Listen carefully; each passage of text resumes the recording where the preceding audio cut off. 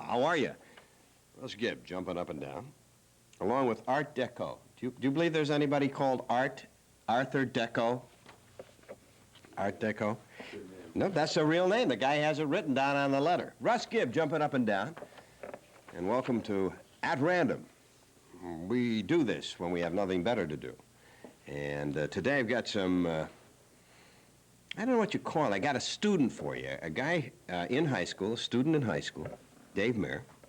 And we're going to talk to him a little bit about what's going on in the high school from a point of view of a young person, a senior in high school, Dave Mayer. So hang in there. We'll be talking to Dave. But seriously, I want to thank you for your letters. And, you know, sometimes I have neglected reading them on the air. Some of them don't call for being read on the air, and every once in a while you get a letter from a person who you feel you just want to read their letter. And this was the case with this one. It says, Dear Russ, I saw your show on the 9th of this month, and I was astounded to hear what you said about Lucas. I've enclosed with this letter a news article I found in the Free Press, naughty word, a couple of weeks ago. The article I lost stated that Wayne County Executive Bill Lucas was buying a new car. It also stated that the people of Wayne County are paying for his chauffeur, a deputy sheriff.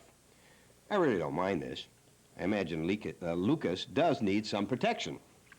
Now I'll tell you what's really burning me up. I just found out that his chauffeur isn't enough.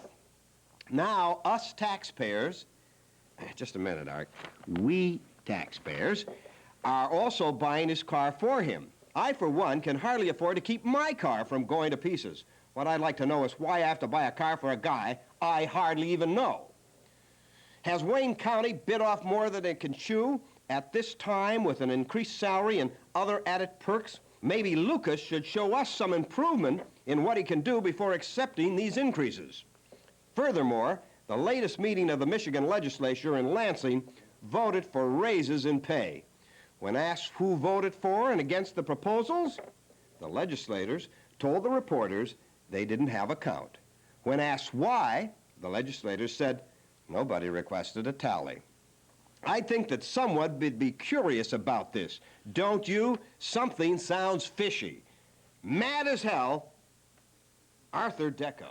Well, Art, I agree with you. I agree with you. But what's new? The politicians have been taking the public for years and years and years. And I'm glad you're mad. I've been mad for years. Until enough politicians and enough citizens stop smiling at politicians at receptions and grab them by the collar and say, hey, did you vote for a raise? Don't give me any stories. Did you or did you not vote for a raise for yourself? And they'll start saying, well, I wasn't there. But see, the way they set it up, many times they can vote for a raise for themselves by not being present. And they get a few guys that are old and decrepit going over the hill, not going to run again. They get those, their buddies, to vote for it, and they say, oh, I wasn't around, I didn't vote for it. But they didn't vote against it. It's about time that you get angry. And until you get angry with Regal, what is that guy's name? The one that I don't think does a very good job, Regal. I remember when I was in Washington, he was down there. We were worried about him then. He must be in, terrible shape now. And then you got Levin. Believe me, these guys, we deserve them. That's all I can say. We deserve. I would love to have Regal on this show. Talk about what kind of car he used to drive before he became a senator. Yeah, well, that's what I'd like to talk about. I'd like to have Levin on, too, Sandy.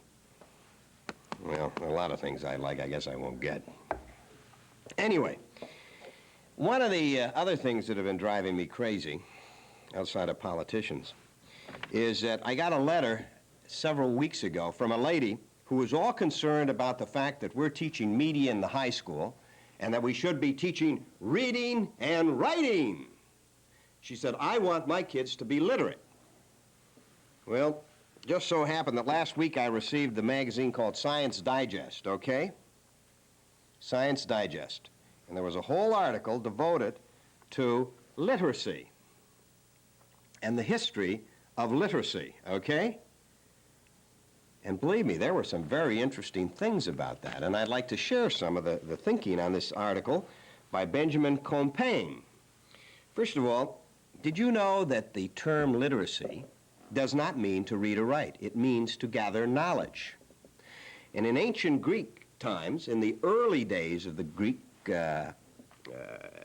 eminence, it was thought that if a kid came home and said to his parents that he could read or write, the father would get all angry, would jump up and down, mother would start wailing, and they'd wonder what's going on up at the olive grove up there.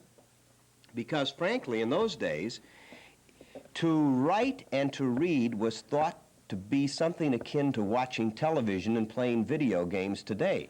Because in the days of the early Greeks, a literate person was one who memorized everything.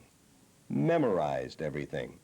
In other words, the minute that they started to write things down, the Greek mothers and fathers said that reading and writing was a crutch, that you could never be a truly educated man if you had to depend on such a thing as notes and not memorizing things. Bet you didn't know that. Well, maybe you did. But that all of a sudden puts into a different view the words reading and writing. Oh, you say, oh, well, that's the ancient Greeks. But listen, over a long period of time it's changed. In the early days, in the Middle Ages, reading and writing was only the purview of the kings, the queens, and the clergy. They didn't want everybody to read or write. And they felt that it was a very dangerous thing to have everybody reading and writing because they would start thinking for themselves, and if they started to think for themselves and started to read and write, they couldn't possibly spend all the time just reading and writing. And they would only pick up bits and snatches of information, and therefore came the statement, a little knowledge is a dangerous thing. Well, then we got into the situation where they kept literacy to themselves, to a small group, until it became popular. And then in England, when they started to have public education, and everybody could start to read and write, guess what happened? The scholars then redefined literacy and said, oh no, literacy is only when you can read and write in Latin. You see? That was what a literate person was back in early English days. Latin. They didn't want the common man to do it. So the term literacy has literally changed over a period of history. Then we got into a situation when we started to have public libraries. Now everybody would imagine that public libraries are sacrosanct. You know, that we all have to ascribe and bow down and say, my goodness gracious, a library. Certainly nobody would object to libraries. And yet the educated, literate people of the day said, oh, public libraries? Listen, it's a waste of time. Because you know what's going to happen with libraries? Kids are going to start reading novels and waste their times hanging around libraries, reading these long, complicated Elizabethan novels, and they won't be out doing what they're supposed to be doing. Well, does that sound familiar today when you hear people talking about television and video games with their kids? You know, there's a whole group of young people that are coming up with the new language. We used to talk about having a world language, that universal language. Well, the language that seems to be emerging today are languages such as COBOL, Fortran, and BASIC. These are computer languages. And quite frankly, that may be the future. In fact, if we'd really think it through, maybe we ought to really think about computers as the future. And that maybe in the future, the literacy of a person will not be judged on reading and writing, but will be judged on the ability to use computers. In fact, a survey of the ads in the Wall Street Journal for new jobs shows that nearly 20% of them demand computer literacy. Well, now, you're saying, but that still doesn't mean we should do away. No, of course not. I don't think the computer's going to do away with reading and writing any more than any of the new definitions of literacy has taken away from the old. We still memorize things. We still have people that study Latin. We still have people that read and write novels. But what I do think is that we better sit down and redefine what we mean by literacy today, and we better take another look at courses in media and computer. Maybe they are the future. Maybe there's something for you and for myself to learn from this article. I recommend it to you. It's in the Science Digest, the new edition, and it's called The New Literacy. Well, you think about that. Hey, time for commercials. I'll be right back.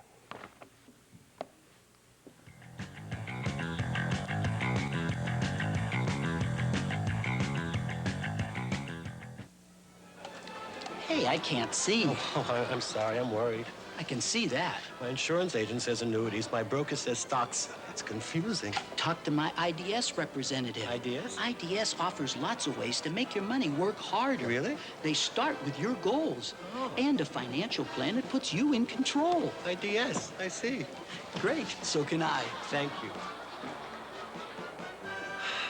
Next time I'll get front row seats. Seems like it happens overnight. One day they're babies, next thing you know, they're graduating from college. Arnold went into show business. Cecil joined the Army. And that big old house really seemed lonely the day little Rita met a nice young man and moved to Bad Axe.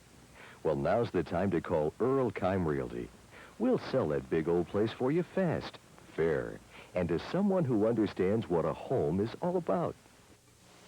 Health experts don't always agree on what's best, but many of them believe we should keep our serum cholesterol from rising above normal limits. Now, how do we do that? Well, in this university study, 43 families on individual eating plans reduced serum cholesterol an average of 9.6% in 3 weeks. Did they live on boiled rice? Not at all. They cut down on foods that were high in cholesterol and saturated fats. They ate more fish, more chicken, more fruit, more vegetable.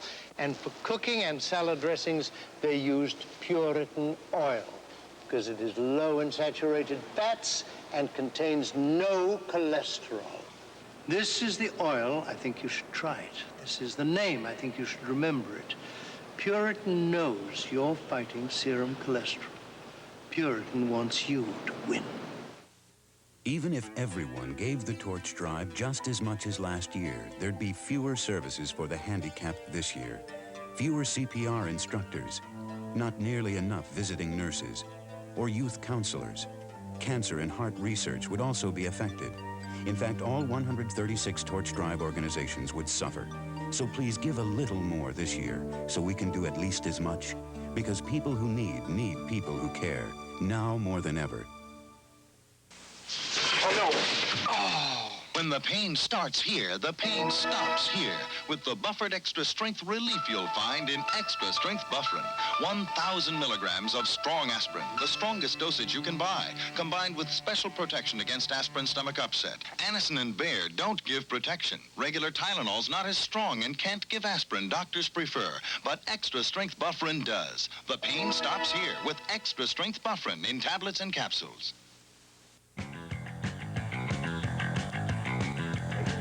Hello. Russ Gibb jumping up and down with my guest, Winnie the Pooh, and Dave Mayer, better known as Winnie the Pooh Sr., right? Is this yours? No, it's not. That was yours. Well, that was mine. That's why somebody sent that to us. Anyway, we'll just leave Winnie over there. Dave Mayer is a student at Dearborn High School, a senior, right? Senior. And one of the young people that's involved in the media. And I asked Dave on here, not only is he one of our cameramen, but he's a young man that's thinking about a career in design, is it? Mm-hmm. Computer? That's part of it. Computer design. That's the way it's going to go. What do you mean, computer design? Now, what does that mean?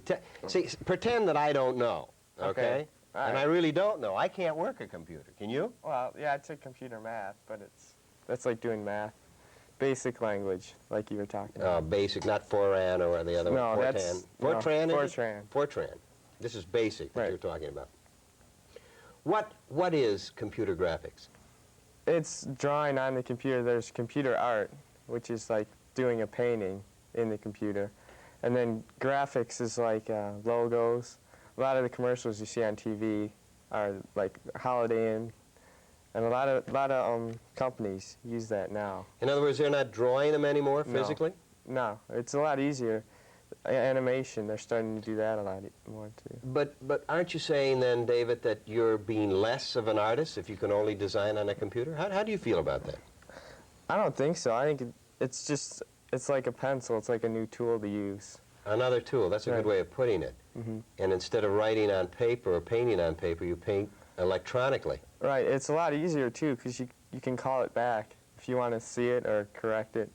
It's just stored in the computer.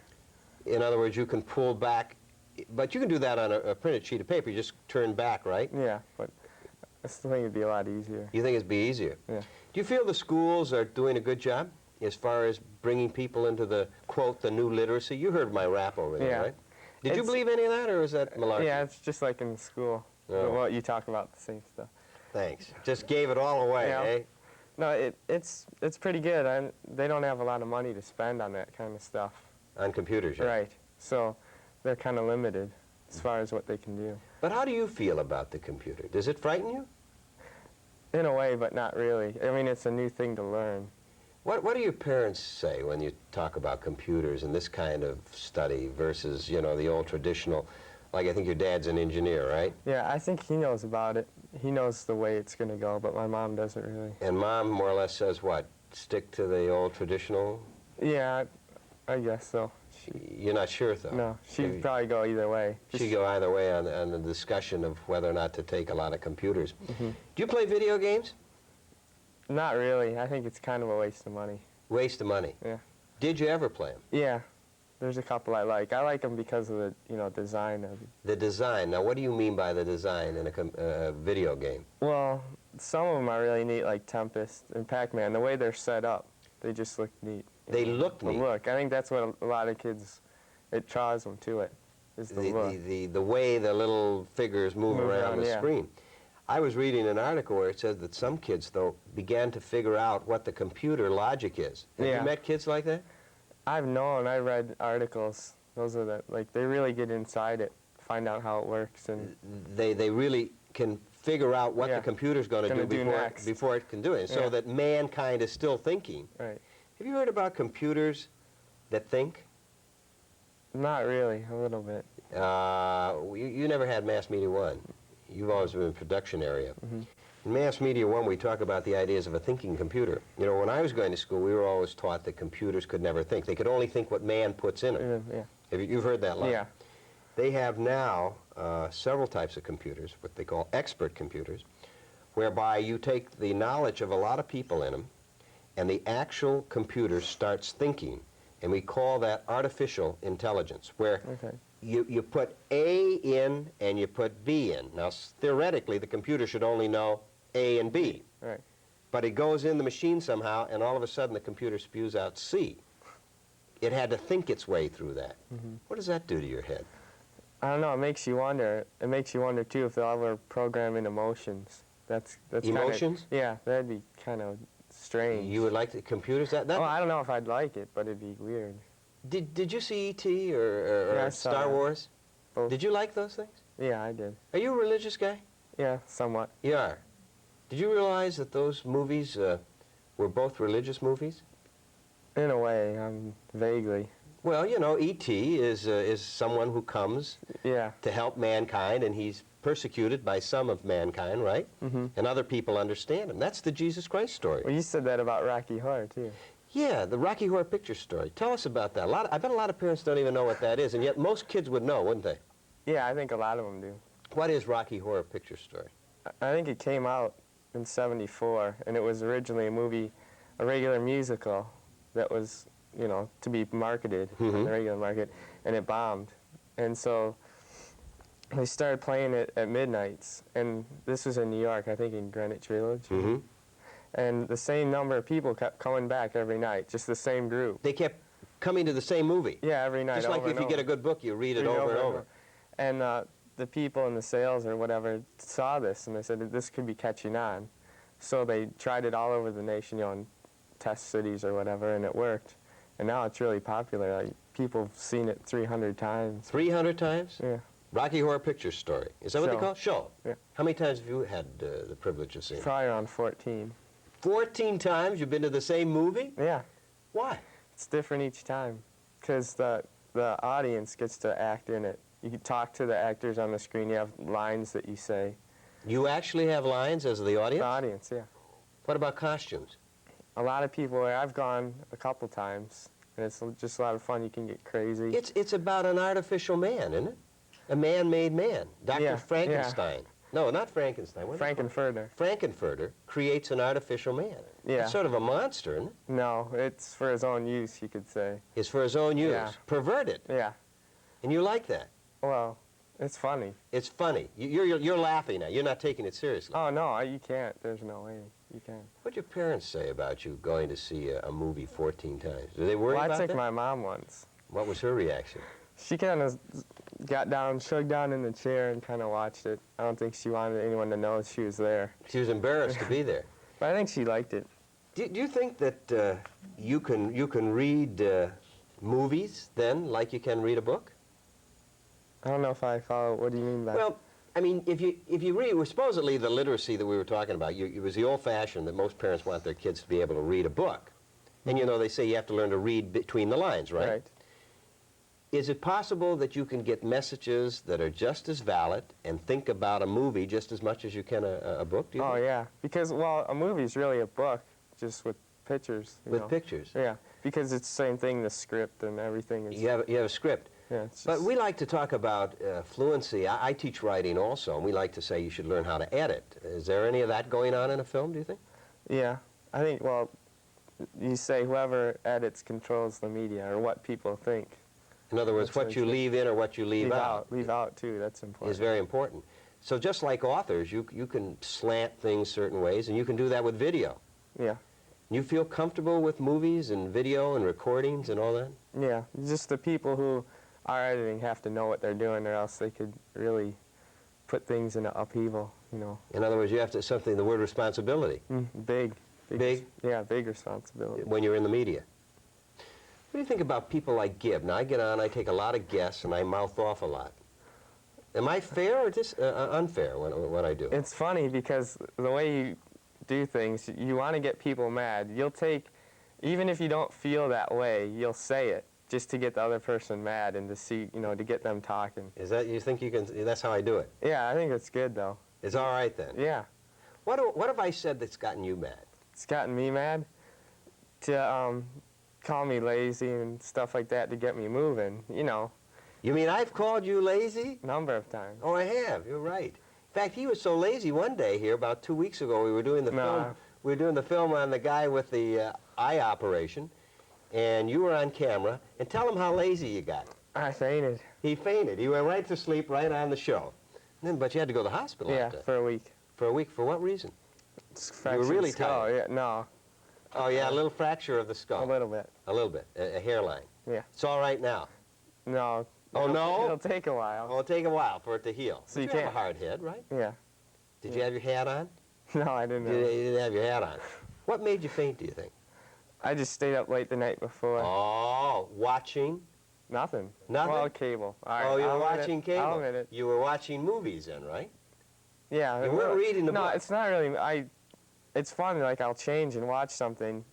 You know, I could be National Geographic, but if I'll learn about something. In other words, you think it's possible to learn then? Yeah, I on just television. keep changing the channel until I find something interesting. You ever watch television, listen to the radio at the same time?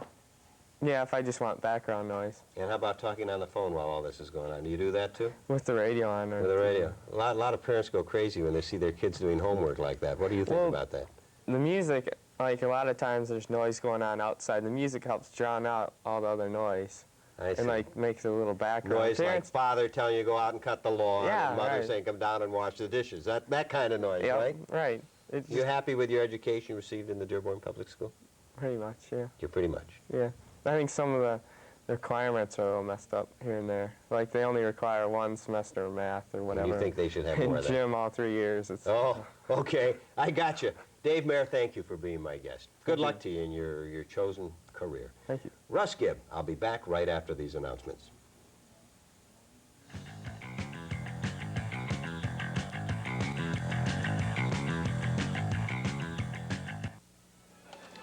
Hey, I can't see. Oh, I'm sorry. I'm worried. I can see that. My insurance agent says annuities. My broker says stocks. It's confusing. Talk to my IDS representative. IDS? IDS offers lots of ways to make your money work harder. Really? They start with your goals and a financial plan that puts you in control. IDS. I see. Great. So can I. Thank you.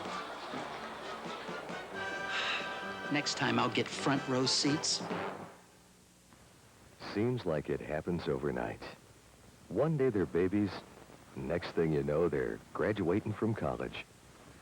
Arnold went into show business. Cecil joined the Army. And that big old house really seemed lonely the day little Rita met a nice young man and moved to Bad Axe. Well, now's the time to call Earl Kime Realty. We'll sell that big old place for you fast, fair, and to someone who understands what a home is all about. Health experts don't always agree on what's best, but many of them believe we should keep our serum cholesterol from rising above normal limits. Now, how do we do that? Well, in this university study, 43 families on individual eating plans reduced serum cholesterol an average of 9.6% in 3 weeks. Did they live on boiled rice? Not at all. They cut down on foods that were high in cholesterol and saturated fats. They ate more fish, more chicken, more fruit, more vegetable. And for cooking and salad dressings, they used Puritan oil because it is low in saturated fats and contains no cholesterol. This is the oil. I think you should try it. This is the name. I think you should remember it. Puritan knows you're fighting serum cholesterol. Puritan wants you to win. Even if everyone gave the torch drive just as much as last year, there'd be fewer services for the handicapped this year. Fewer CPR instructors, not nearly enough visiting nurses, or youth counselors. Cancer and heart research would also be affected. In fact, all 136 torch drive organizations would suffer. So please give a little more this year so we can do at least as much. Because people who need people who care, now more than ever. When the pain starts here, the pain stops here with the buffered extra strength relief you'll find in extra strength Bufferin.